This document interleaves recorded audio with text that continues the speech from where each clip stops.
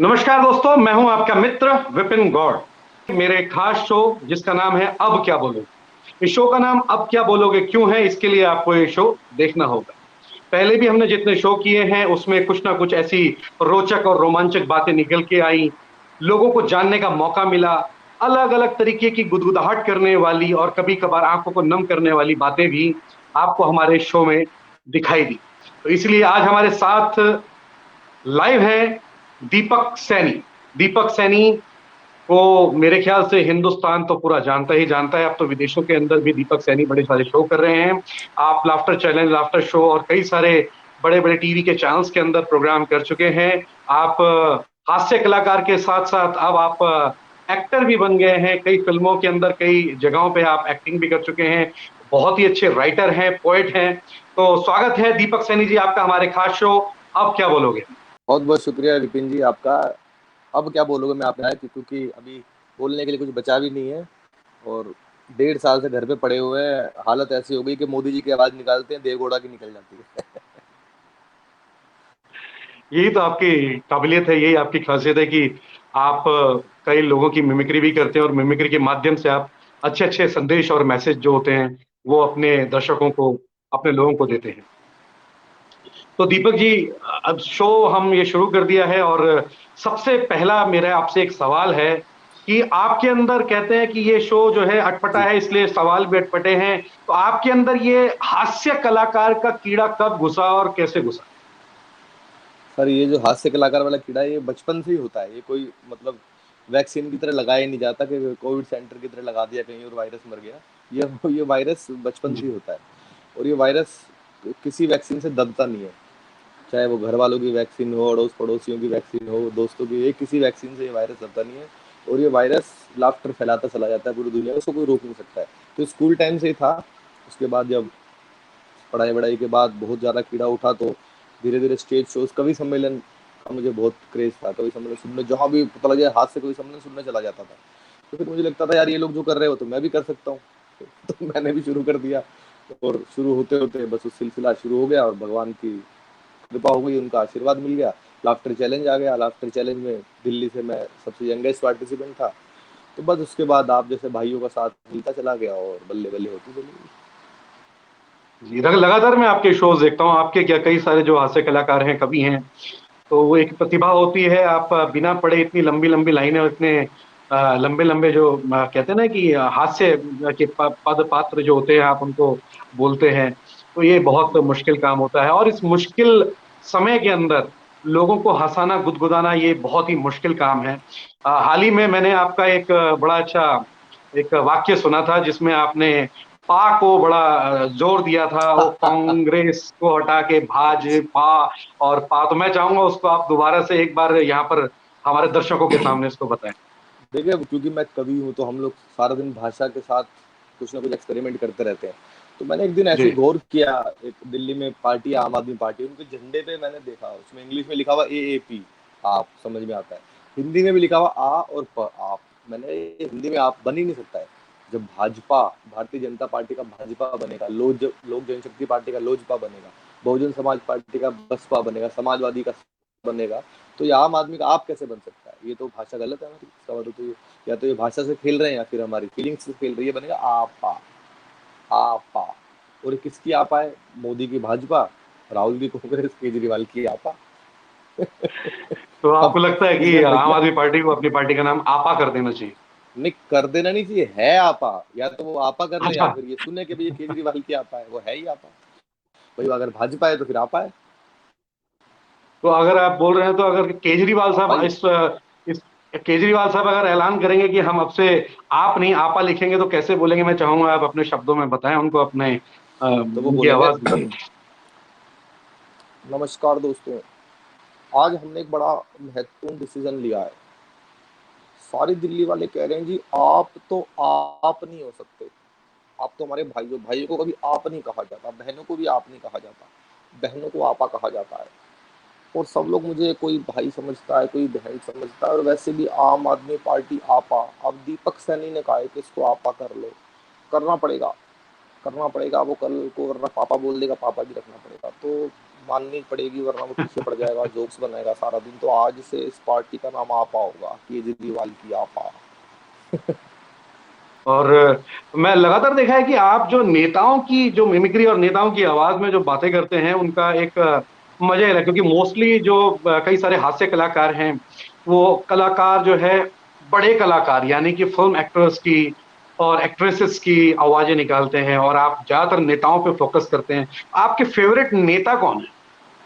देखिए, मैं भी पहले बॉलीवुड वालों की मिमिक्री किया करता था बचपन में, लेकिन फिर मुझे लगा यार ये तो हर कॉलेज का बच्चा, हर स्कूल का बच्चा, हर गली में कोई भी कर लेता है। तो फिर मैंने इसको एक नया इनिशिएटिव लिया कि मैं राजनेताओं की मिमिक्री करूंगा और यूथ को अपनी कॉमेडी के व्यंग के माध्यम से उनकी गलतियां या उनकी खूबियां सब बताऊंगा। मेरे फेवरेट नेता बहुत सारे हैं। अटल बिहारी वाजपेयी मेरे पसंदीदा नेता थे। सर नरेंद्र मोदी जी का मैं बहुत बड़ा जबरदस्त वाला फैन हूँ। योगी जी का मैं बहुत फैन हूँ, बहुत जबरदस्त फैन। तो योगी जी के बारे में या योगी जी की आवाज में भी आपने कुछ शुरू किया है कि नहीं किया है? नहीं, अभी योगी जी की आवाज में शुरू नहीं किया। वो 2 बार कम से कम सीएम बनना पड़ता है तब मैं मिमिक्री शुरू करता हूँ। केजरीवाल जी की भी 2 बार सीएम बनने के बाद शुरू की थी। बिल्कुल सही बोला कि लंबे समय के जो नेता होते हैं उन्हीं की आप जो है मिमिक्री का कहते हैं कि आवाज बनाना शुरू करते हैं। बातें हमारी और आगे चलती रहेंगी। मैं चाहता हूं कि एक कुछ छोटी सी एक हमारे कुछ मित्र हैं उनकी यहाँ पर फरमाइश आ रही है कि जी। दीपक जी अरविंद केजरीवाल पर कुछ हो जाए। मेरे को लग रहा है आपके फेवरेट अच्छा। अरविंद केजरीवाल ही होने चाहिए। सर मेरे बिल्कुल फेवरेट है, भगवान उनको लंबी उम्र दे, क्योंकि उनके द्वारा हमारा मेरी रोजी रोटी चल रही है। उनकी मिमिक्री करता हूँ मैं, ये बने रहे। बस वो जहाँ झूठ बोलेंगे, जहाँ पर भी वो गलत काम करेंगे, मैं उनको कॉमेडी के माध्यम से आईना दिखाता रहूंगा। तो केजरीवाल पे मैं उनका एक आइटम सुनाता हूँ। पिछले साल आपने देखा होगा जब कोविड आया तो अमित शाह जी आ गए दिल्ली में। अमित शाह जी ने बहुत काम किया, उसके बाद कोविड कम हो गया। तो केजरीवाल जी का इंटरव्यू लिया। बोले सर ये बताइए, दिल्ली में ये चल रहा था, कोविड चल रहा था, अचानक अमित शाह जी, तो ये अचानक से कम कैसे हो गए केसेस? मुझे लगता है कि दिल्ली के अंदर जैसी केसेस बढ़े तो अमित शाह जी और सेंट्रल गवर्नमेंट आ गई, और जैसे ही अमित शाह जी आए काफी डर गया था। मैंने कहा कौन कौन, कोरोना? नहीं नहीं, मैं। और जैसे ही अमित शाह जी ने काम करना शुरू किया तो काम पे लग गया। मैंने कहा कौन, सिस्टम? नहीं नहीं, मैं। लेकिन अब कोरोना को पता लगेगा उसने किससे पंगा लिया है। मैंने कहा किससे, आपसे? नहीं नहीं, अमित शाह जी से। बहुत बढ़िया, बहुत बढ़िया, बहुत बढ़िया। सर ये एक बात बताइए, नीचे हम ऐसे अफरा तफरी से बीमारियां दूर नहीं होती हैं। बीमारियां पेशेंट्स के साथ दूर होती है, साइंटिस्ट दूर करते हैं, डॉक्टर दूर करते हैं। इनका तरीका पता है क्या है बीमारियां दूर करने का? इन्होंने 2 साल पहले पूरे दिल्ली में होर्डिंग लगवाए, बड़े बड़े, ओ बड़े बड़े 100 फीट के होर्डिंग। उस पर लिखवाया डेंगू का मच्छर साफ पानी में भी पनप सकता है, नीचे केजरीवाल जी का फोटो। ऐसे बीमारी नहीं खत्म होती भाई, डॉक्टर्स खत्म करते हैं, वैज्ञानिक खत्म करते हैं। दीपक जी, मुझे ऐसा क्यों लग रहा है कि जल्दी आप भी राजनीति में घुसने वाले हैं, और राजनीतिक मंचों पे अभी तक तो आप बोलते आए, मगर अगली बार मुझे लग रहा है कहीं ना कहीं टोपी और जो बीजेपी का कलर है वो आपकी बॉडी पे दिखने वाला है। सर अभी मेरा ऐसा कोई प्लान नहीं है। मुझे बहुत अभी लोगों को हंसाना है, खूब सारा उनको। हाँ, सपोर्ट करता हूँ मैं भाई, मोदी जी को सपोर्ट करता हूँ, खुल के करता हूँ। जहाँ मौका मिलता है, कोई अच्छा कैंडिडेट होता है, मैं आपको बताऊं, मैंने आम आदमी पार्टी वाले के लिए भी प्रचार किया है। हमारा दोस्त था वो, जब पहली बार केजरीवाल जी खड़े हुए थे, तो अगर कोई अच्छा आदमी है तो मैं किसी के लिए भी सपोर्ट करता हूँ। लेकिन बीजेपी की विचारधारा को मैं अपनी विचारधारा के बहुत करीब मानता हूँ, इसलिए मैं उनको सपोर्ट करता हूँ। मोदी जी को खुला सपोर्ट है, बिना किसी लाग लपेट के बता देता हूँ। मैं वैसा वाला कलाकार नहीं हूँ जो घुमा फिरा के लच्छेदार लच्छेदार बातें करता हूँ। हमारा खुला सपोर्ट नरेंद्र मोदी जी को है। अच्छा, मैंने सुना है कि आप जो है आपके सबसे चहीते जो सीनियर लीडर्स हैं उनमें सबसे ज्यादा चहीते आपके मुलायम सिंह यादव जी, सुना मैंने ऐसा। देखिए मेरे सब चहेते हैं, क्योंकि हर कोई अपने हिसाब से काम कर रहा है। मुलायम सिंह जी ने और भी कमियों के लिए इसमें एक बहुत बात और काम ऐड किया है, करना अच्छे चाहता काम। हूँ। इसमें एक बात और ऐड करना चाहता हूं कि एकमात्र हिंदुस्तान में आप हैं जो मुलायम सिंह यादव को समझ सकते हैं कि वो क्या बोल रहे हैं। ये सच बात है। मैं जब बहुत नया नया मैंने मिमिक्री शुरू की तो मैंने सबसे पहले मुलायम सिंह जी की ही मिमिक्री शुरू की थी स्टेज पे, नेताओं में। उनका भाई साहब पता ही नहीं लगता। अब वो अगर उनको उनको बता रहा हूँ ना कि सारे वैक्सीन सेंटर बंद हो गए, तो सिर्फ यही समझ आएगा वैक्सीन सेंटर बंद हो गए, फालतू की बात समझने की जरूरत ही नहीं है। मुद्दे की बात बताते हैं, वो सिर्फ एक लाइन समझ में आती है, बाकी वो बोलेंगे हाँ उत्तर आवाज दूंगा चलिए वो लिखे पहले डाई में लिखे तो वो यहाँ वैक्सीन सेंटर बंद हो गया, और कुछ नहीं पता लगता भाई साहब क्यों बोल रहे हैं, किसके लिए बोल रहे हैं। अच्छा, मुझे मुझे तो क्या, अखिलेश जी को भी समझ में नहीं आता कई बार वो क्या बोल रहे हैं। एक बार अखिलेश जी से किसी ने पूछा आपके पिताजी ने क्या कहा, उन्होंने जो भी कहा ठीक कहा, क्या कहा ये उनको भी नहीं पता। बिल्कुल सही कहा आपने, बिल्कुल सही कहा। एक चीज और जानना चाहता हूं आपसे कि काफी लंबे समय से जो है आप अपनी फेसबुक वॉल पे पॉलिटिकल मुद्दों को ज्यादा लिख रहे हैं और अदर जो मुद्दे हैं या अलग जो विचार हैं उन पे आपका ध्यान थोड़ा कम जा रहा है। इसका सबसे बड़ा कारण क्या है? देखिए, एक तो क्या है, लॉकडाउन का पीरियड है, पहले मैं अपना पेज वगैरह ज़्यादा चला भी नहीं पाता था, क्योंकि हम लोग इतने बिजी रहते हैं, आज बैंगलोर में, कल मुंबई में, फिर कहीं दिल्ली में, लगातार शोज चलते रहते थे, कभी सम्मेलन वगैरह चलते रहते थे। तो अभी एक तो समय मिला है मुझे, तो मुझे जहाँ भी दिखता है किसी की भी कोई, क्योंकि मैं दिल्ली में रहता हूँ, तो दिल्ली सरकार की मुझे जहाँ गलतियाँ दिखती हैं मैं टोक देता हूँ बिना रोक टोक के।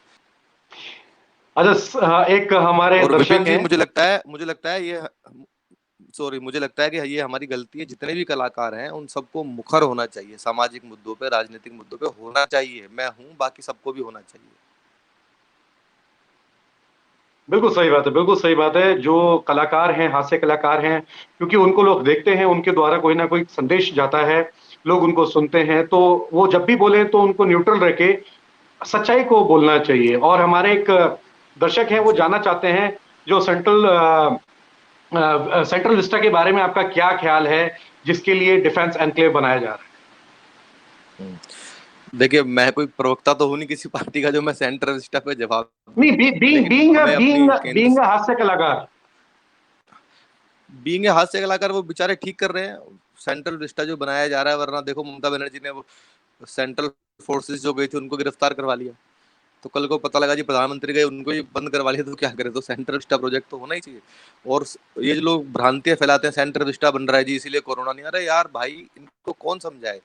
अब वो पटेल जी की मूर्ति को लेके बैठ जाते हैं, पटेल जी की मूर्ति की तो गुजरात में बनी है, उसका दिल्ली के ऑक्सीजन से क्या लेना देना है, बताओ। सही बात, सही बात। दीपक जी, मैं चाह रहा हूँ एक छोटा सा आपका एक जी कहते हैं ना कि एक पंच सुनाया जाए, जिससे कि हमारे दर्शक जो हैं वो और खुश हो जाएं। कुछ कॉमेडी का एक पंच आपकी तरफ से। सर, कॉमेडी का पंच तो ये है कि आजकल कोरोना ने हमें पंचर किया हुआ है, और कोरोना जो आया वो चाइना से आया, सबको पता है, कमलनाथ जी कुछ। अच्छा, सबसे पहले तो देखिए, क्योंकि आपका कंट्री एंड पॉलिटिक्स है और आप मीडिया पर्सन है, आपके मीडिया में भी कम कॉमेडी नहीं होती है। मेरा मानना है कि हर चैनल पे न्यूज एक ही आनी चाहिए, उसका तरीका अलग होना चाहिए, लेकिन अभी अभी क्या चल रहा है, हर चैनल पे अलग अलग दिख रहा है। तो मैंने कल 3 चैनल बदले, तीनों चैनल पे न्यूज एक ही थी, लेकिन उसका फ्लेवर देखो आप। एक चैनल पे पहली ऐड आती है कि आज राजीव जी की पुण्यतिथि है, हमें उनकी वैज्ञानिक सोच का अनुसरण करना चाहिए। चैनल बदला, उस पर कमलनाथ जी आए, बोले आग लगा दो। तीसरा तीसरा चैनल बदला तो उस पर आया, यही हम राजीव जी को सच्ची श्रद्धांजलि होगी। अब आप बताइए। बहुत बढ़िया, बहुत बढ़िया। ये यही यही आप लोगों यानी की एक कहते पहले हैं ना, चैनल, यही आप लोगों का दिमाग होता है, कहाँ से किन चीजों को जोड़ देते हैं। मैं चाहता हूँ कुछ एक दो और सुनाए, जिससे कि हमारे जो दर्शक अभी हमें देख रहे हैं, हमें हाँ, सुन रहे हैं, अब देखिए उनका मन और सर, ये जो गुदगुदाए। कोरोना काल आया है, ये जो कोरोना काल आया है, इसमें क्या हुआ कि एक तो अंग्रेजी बहुत आ गया, आइसोलेशन, सैनिटाइजेशन, वैक्सीनेशन, आइसोलेशन, वैक्सीनों के नाम भी ऐसे ऐसे कि ऐसा लगता है मुंह को लकवा मार गया लेने में। तो इसमें जो है वो गरीब आदमी, अनपढ़ आदमी को बड़ी तकलीफ हुई है बेचारे को। एक आदमी मेरे घर रोज आता है, बेल बजाता है, बोला भाई साहब सैनिटाइजर चाहिए। मैंने कहा मेरे पास नहीं। अगले दिन फिर आया, बोला भाई साहब सैनिटाइजर चाहिए। मैंने कहा नहीं। अगले दिन फिर आया, बोला भाई साहब सैनिटाइजर चाहिए। मैंने कहा मैं कहाँ से लाऊं? बोला आप सैनी हो। उसे लगा सैनी है तो सैनिटाइजर बेचता होगा, फिर वो सैनिटाइज करके भेजा उसको हमने। तो ये क्या, ये छोटी छोटी प्रॉब्लम है। अच्छा, घर में पड़े हुए हैं, 1.5 साल हो गया भाई साहब, बीच में जनवरी फरवरी में ठीक था, घर में पड़े हुए हैं, ऐसे पड़े हुए हैं, मुझे पता है आपने भी ऊपर शर्ट पहन रखी है, नीचे निक्कर में बैठे हुए हो आप भी, है ना। तो यही चल रहा है। सच्चाई ये तो ज्यादातर जगहों लॉकडाउन पे में, सच्चाई है कि ऊपर आदमी हाँ प्रोग्राम के लिए शर्ट या कुछ अच्छा पहन लेता है, बट नीचे कुछ क्या पहना है पता नहीं होता। हाँ, तो मैंने तो 4 लाइनें लिखी थी कि हर आदमी लड़ रहा है चाइना से, देखो अमेरिका अलग टेस्टिंग करवा रहा है वुहान लैब की, फौज अपने हिसाब से लड़ रही है, डॉक्टर्स बीमारी से लड़ रहे हैं, सब्जियां भी लड़ रही हैं हमारे देश में। मैंने कल्पना की कि सब्जियां भी लड़ रही है, तो 4 पंक्तियां सुनिएगा। पल में बिगाड़ दूंगा पड़ोसी के सीन को, झटके हजार दूंगा उस बुद्धिहीन को, मैं मार दूंगा चाइना को कद्दू यूं बोला, मैं मार दूंगा मोमोज और चाउमीन को। अच्छा, चाइना के जो लोग हैं ना, मैं 2019 में चाइना गया था, ये कोविड तो दिसंबर में आया, मैं नवंबर में गया था चाइना, हांगकांग और थाईलैंड, 3 देशों की में शो थे। तो चाइना के लोग मैंने देखे अजीब ही लोग हैं, उनको इंग्लिश नहीं आती, उनको बिल्कुल भी, हिंदी में भी भाइयों बहनों समझते हैं सिर्फ। तो ऐसे देश में जिनको हिंदी नहीं आती, इंग्लिश नहीं आती, वहां बड़ा मुश्किल होता है। मुझे तो भाई साहब पानी मांगना था, मैंने कहा प्लीज गिव मी वाटर, उसको समझ में नहीं आया लड़की को, मैंने फिर इशारा किया वाटर वाटर, तब भी नहीं समझी, उसको ऐसे किया तब भी एक्सप्रेशन जब नहीं समझते। हमारे यहाँ तो 1 किलोमीटर से कोई आ रहा हो, हम शक्ल देख के बता देते हैं माचिस मांगने आ रहा है। सही बात है, सही बात है। लैंग्वेज प्रॉब्लम बहुत भयंकर। मुझे याद है ये जब सब आप चाइना में थे, मैंने आपको कॉल किया था। अच्छा, हमारी वॉल पे कई सारे लोग लिख रहे हैं कि हमारे देश में कई लोगों को वैक्सीन नहीं मिल पा रही है, इस पे आपकी क्या राय है? भैया देखो, ये तो प्रैक्टिकल सी बात है ना, ये तो कोरोना महामारी ऐसी थी, किसी को पता ही नहीं था कब आएगी, कब जाएगी, कहाँ से आई है, इसका क्या इलाज होगा। हमारे साइंटिस्ट ने इतनी मेहनत की, दवाई बनाई, और आज लगभग 20 करोड़ लोगों को वैक्सीन लग चुकी है, जो कि अपने आप में बहुत बड़ा रिकॉर्ड है। अब आप कल्पना करो कि दिल्ली में जब डेंगू आता है विपिन भाई, तो डेंगू में एक चीज होती है कि बकरी का दूध लाओ या पपीते के पत्ते लेके आओ कहीं से भी, तो उससे इलाज हो जाएगा। अब वो बकरी का दूध 25-25 हजार रुपए लीटर हो जाता है दिल्ली के अंदर, 1 लीटर, एक एक गिलास भी 10-10 हजार रुपए का लोग मिलता है। तो ये तो ऐसी बीमारी है, तो इसको प्रैक्टिकल होकर हमें सोचना चाहिए कि वैक्सीन खत्म नहीं हुई है कहीं भी। हाँ, वैक्सीन की कमी है, कमी तो निश्चित रूप से होगी ना। अगर आज कोई एक बीमारी, कल कल को सपोज करो भगवान ना करे कहीं ऐसी बीमारी आ जाए कि हर आदमी को दूध पीना पड़ेगा, तो इतना दूध भी आप कहाँ से ले आओगे? ये तो वैक्सीन बनानी और दवाई लाने वाली बात है। हम इतना दूध नहीं ला सकते कि 1 लीटर दूध भी मिल जाए। तो थोड़ा सब्र हमें रखना चाहिए। हमारे साइंटिस्ट बहुत अच्छा काम कर रहे हैं, डॉक्टर्स भी बहुत अच्छा काम कर रहे हैं, 20 करोड़ लोग वैक्सीनेट हो चुके हैं। अगर सब लोग मिलकर काम करें, राज्य सरकारें जितनी बर्बाद कर रही हैं वैक्सीन को, और हमारे केजरीवाल जी के जैसे जो हाहाकार गैंग के मुखिया हैं, अगर उनको थोड़ा ठीक रखा जाए तो देश जल्दी ठीक हो जाएगा। मैं ये एक भी तो बात और सच्चाई है कि जोड़ना चाहता वैक्सीन हूँ लोग हमारे। लगवा नहीं रहे थे जब वैक्सीन आई थी। नहीं, सही बोल रहे हैं आप, लोग वैक्सीन नहीं लगवा रहे थे। और एक बात और जोड़ना चाहता हूं मैं कि स्वास्थ्य मंत्रालय ने ये बताया भी है कि अगर आपको कोरोना पॉजिटिव हुए थे तो आपको 6 महीने तक वैक्सीन लगवाने की कोई जरूरत नहीं है, मगर जिनको कोरोना हुआ है, वो पॉजिटिव से नेगेटिव हुए हैं, वो लोग बहुत ज्यादा वैक्सीनेशन सेंटर्स पे जाके वैक्सीन लगवा के आए हैं। तो जिसको जरूरत नहीं, क्योंकि आप जब आपको कोरोना पॉजिटिव हुआ है, आप नेगेटिव हो चुके हैं, तो आपकी बॉडी में एंटीबॉडी ऑलरेडी बन चुका है, जिसको आप 3 महीने तक आपके मतलब दोबारा कोरोना होने के चांसेस नहीं रहते। तो जिनको कोरोना पॉजिटिव हुए हैं जो लोग, उनको 3 से 6 बिल्कुल महीने ठीक। तक कोई जरूरत नहीं है। जिनको जरूरत है वो लोग हैं जिनको कोरोना नहीं हुआ, और ईश्वर करे उनको आगे भी कोरोना ना हो। तो दीपक जी, एक एक सवाल, हमारे एक एक बहुत बड़े कवि हैं विपिन भाई, सॉरी मैं बीच में टोक रहा हूँ, सॉरी। जी एक जी जी याद आ जी गया जी जी मुझे जी। बीच में, हमारे बहुत बड़े कवि हैं देश के, डॉक्टर हरिओम, बहुत बड़े कवि हैं देश के, डॉक्टर हरिओम पंवार जी। तो उनकी एक कविता की कुछ लाइनें हैं। क्या ये देश उन्हीं का है जो युद्ध में मर जाते हैं, अपना खून बहाकर टीका सरहद पे कर जाते हैं। ऐसा युद्ध वतन की फिर सबको लड़ना पड़ता है, संकट की घड़ियों में सबको सैनिक बनना पड़ता है। और जो भी कौम वतन की खातिर लड़ने को तैयार नहीं, उसकी संतति को आजादी जीने का अधिकार नहीं। तो उन्हीं का देश थोड़ी जो बहुत युद्धों में मर गए। अरे भाई, आपको सिर्फ वैक्सीन लगवानी है, सिर्फ मास्क लगाना, वो ही नहीं लगा पा रहे यार आप लोग। बिल्कुल सही बोला, बिल्कुल सही बोला। तो दीपक जी, अब जो है कि काफी लंबे समय से आप, अब तो आप सेलिब्रिटी बन चुके हैं। काफी अच्छा जो है, पहले तो होता था कि हास्य कलाकार है, कवि है, क्या कमाएगा, पर अब तो सही हिसाब किताब है। तो मैं जानना चाहता हूँ कि ये कोरोना का काल चल रहा है, मगर आपकी शादी का समय कब तक हम समझे, हम निमंत्रण समझे आपकी शादी के लिए?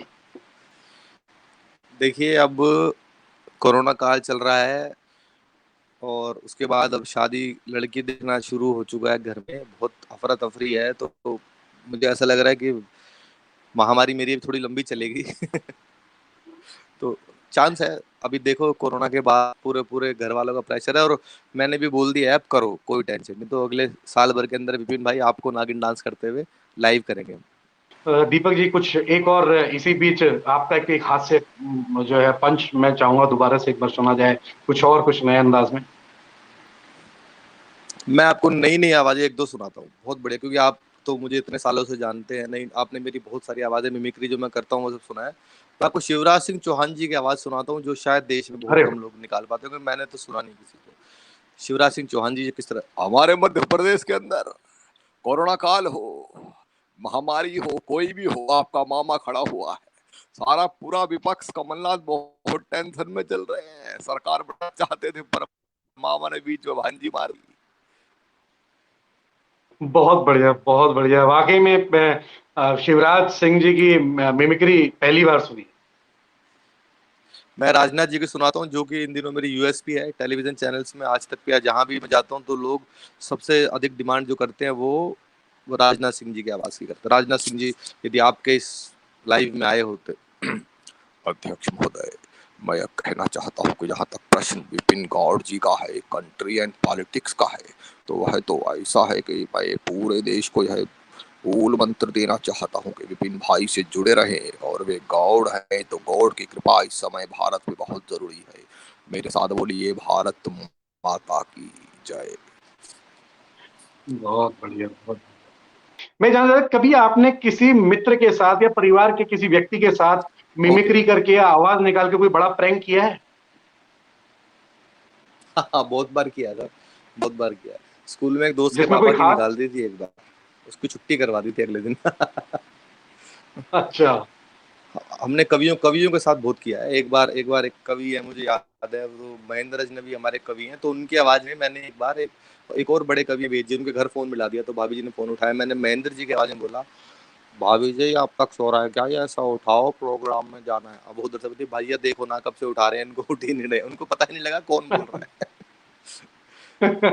एक बार और हुआ था, हमारे प्रताप प्रताप फौजदार जी की आवाज में उनके ड्राइवर को डांट दिया था एक बार मैंने।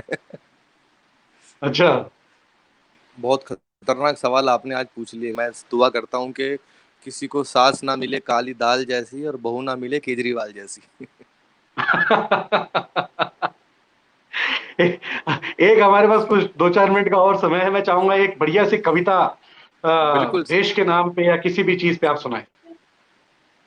मैं कविता आपको सुनाता हूँ, क्योंकि हम लोग नेताओं पर, पुलिस पर, सब पर व्यंग करते हैं, मीडिया पर। अपने ऊपर व्यंग करते हुए कविता सुनाता हूँ आपको, हास्य कवियों के ऊपर व्यंग करते हुए। कवियों की क्या हालत हो सकती है कोविड के बाद, देखिएगा। जी।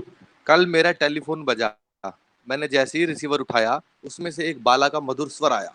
उसने पूछा, दीपक सैनी बोल रहे हैं? मैंने पूछा कौन? बोली, फौरन लीजिए लोन। अब पैसों के लिए मत निर्भर रहो किसी भी रिश्तों पर, लोन लीजिए आसान किश्तों पर। मैंने कहा इसके लिए मुझे क्या करना होगा? बोली, बस एक फॉर्म भरना होगा, घर के कागज रखवा देना, या किसी पढ़े लिखे कवि का अंगूठा लगवा देना।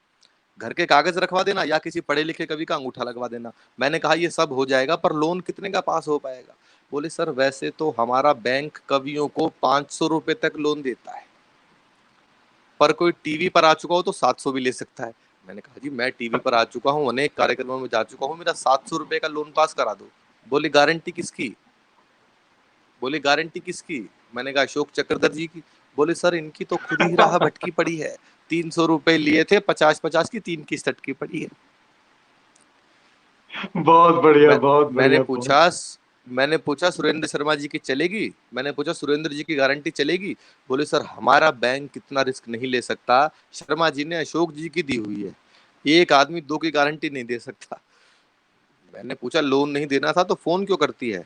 बोली सारे कवि डिफॉल्टर हो तो इसमें मेरी क्या गलती है? बस कवियों को डिफॉल्टर सुनते ही रिसीवर मेरे हाथ से छूट गया। मैं नींद से जागा, सपना टूट गया। बिस्तर पर आंखें मलता हुआ सोचने लगा कि लोगों की दृष्टि कवि और कविता से हटने लगी है, बेहुदे व फूहड़ कार्यक्रमों पर ज्यादा डटने लगी है। तभी आत्मा से आवाज आई, यदि ये बेहुदे कार्यक्रमों का दौर ऐसे ही चलता जाएगा तो अच्छे कवि को 500 रुपए लोन मिलना तो दूर, लोन के लिए फोन भी नहीं आएगा। जी विपिन भाई। बहुत खूब, बहुत खूब, बहुत खूब, बहुत बढ़िया। हमारे एक व्यूअर हैं, वो चाहते हैं कि आप मोदी की आवाज में केजरीवाल को मैसेज दें कि आज रात को 12 बजे के बाद वैक्सीन आएगी, और उस पर कुछ दो चार लाइनें अपनी तरफ से आप जो चाहे ऐड कर सकते अच्छा, हम बोलता अब भाइयों बहनों, मेरे देश में और देश की राजधानी में अजीब किस्म के लोग हैं, वो घोषणा कर देते हैं कि वैक्सीन खत्म हो गई। आप मुझे बताइए मेरे प्यारे भाइयों बहनों, जो केंद्र वैक्सीन भेजता है वो खत्म होती है कि लग जाती है, तो उनको बोलना चाहिए कि वैक्सीन लग चुकी, ये नहीं बोलना चाहिए कि खत्म हो गई। और मैं दिल्ली के मुखिया आप आके श्रीमान से भी कहना चाहता हूँ कि आज रात 12 बजे के बाद वैक्सीन दिल्ली पहुंच जाएंगी। सबसे पहले आप लगवाइए, मैं उनको कहना चाहता हूँ सबसे पहले आप लगवाइए, क्योंकि वो वैक्सीन दिमाग को ठीक करने की होगी। बहुत बहुत धन्यवाद। बहुत बढ़िया, बहुत बढ़िया, बहुत बढ़िया। और दीपक भाई, समय हमारा जो है लगभग समाप्त होने वाला है, और मैं चाहता हूं कि हमारे जितने भी व्यूअर्स हैं, हमारे जो पत्रकार मित्र हैं, हमारे हास्य कवि हैं, कलाकार हैं, जितने भी हमारे वो लोग हैं, कहीं न कहीं देश को समर्पित हैं, देश के लिए कुछ ना कुछ काम कर रहे हैं, उनके लिए आपकी तरफ से एक मैसेज कि कोरोना में क्या-क्या सावधानियाँ बरतें और किस तरीके से अपने दिमाग को जो है पैनिक होने से बचें और शांत रहें और हमेशा खुश रहें? देखिए, मेरा जितने भी फ्रंटलाइन वर्कर्स हैं हमारे, खास तौर पे पत्रकार हैं, हमारे कवि हैं, कलाकार हैं, कलाकारों के लिए बहुत मुश्किल समय है। हम जैसे सर्वाइव अभी और भी 2 साल करते हैं, लेकिन बहुत से कलाकार ऐसे हैं जो कि पर डे पे कोई ढोलक बजाता था, कोई म्यूजिक एंटरटेनर था, कोई म्यूजिक इंडस्ट्री से था, कोई टेंट लगाता था, कोई साउंड लगाता था, कोई माइक लगाता था। इसी तरह से पत्रकार भी हैं। पत्रकार का मतलब वही नहीं है जो सिर्फ एंकर एसी में बैठ के एंकरिंग कर रहा है। फील्ड में बहुत सारे पत्रकार हैं, संपादक हैं, पूरी टीम है, बड़ा इतनी बड़ी इंडस्ट्री है। तो मैं चाहता हूँ कि जितने भी हमारे पत्रकार, कवि, कलाकार सब हैं, अपना मन शांत रखिए और बिल्कुल भी हाहाकार गैंग से बचिए बस। और हम जितनी कोशिश करें, हम समाज को सिर्फ इतना दे सकते हैं, क्योंकि हम लोग डायरेक्ट कम्युनिकेट करते हैं, मीडिया वाले भी कम्युनिकेट करते हैं, पब्लिक से डायरेक्ट हम भी कम्युनिकेट करते हैं। हम जितना हो सके उनको ईजी रखें, हाहाकार बिल्कुल ना मचाएं। म्यूजिक सुने, अच्छा रात को कॉमेडी वीडियोस देखिए, मैं रात को डेली सुनता हूँ, माउथ ऑर्गन बजाता हूँ। तो मन को अपने शांत रखिए और दूसरों को भी शांत रखिए। और इतिहास याद रखेगा हम सबके संघर्ष को इस महामारी में, जो हमने पत्रकारों ने, कवियों ने, कलाकारों ने जो धैर्य का परिचय दिया है, उस इतनी उसमें भी हम हंसा रहे हैं सबको, आप लोग खबरें बांट रहे हो, तो ये लड़ाई में हमने बहुत लंबा युद्ध लड़ा है। बहुत-बहुत धन्यवाद। और एक आखिरी रिक्वेस्ट और आई है हमारे। देखिए, यही होता है शो, कि जब लोग देख रहे हैं और ठीक। उनके सवाल लगातार आ रहे हों, उनकी रिक्वेस्ट बार-बार आ रही हो। अमृता सिंह जी हैं, वो चाहती हैं मोदी जी की आवाज में ममता दीदी को क्या मैसेज होगा? भाइयों बहनों, ये जो अमृता सिंह जी है, भाइयों बहनों, ये जो अमृता सिंह जी है ना, ये चाहती नहीं है कि बंगाल में शांति हो। इन्होंने बोल दिया है कि दोबारा से ममता दीदी को मोदी जी कुछ कहे। और मैं इतना ही कहना चाहता हूँ कि दीदी, और दीदी, आप कितना भी इंस्टाग्राम कर लो, पर नंदीग्राम हार गई हो। बहुत बहुत धन्यवाद। बहुत-बहुत धन्यवाद सभी दर्शकों का हमारे साथ जुड़ने के लिए बहुत-बहुत धन्यवाद। दीपक भाई, आपका बहुत-बहुत धन्यवाद। आज कुछ पल सभी ने कुछ समय के लिए हँसे हैं।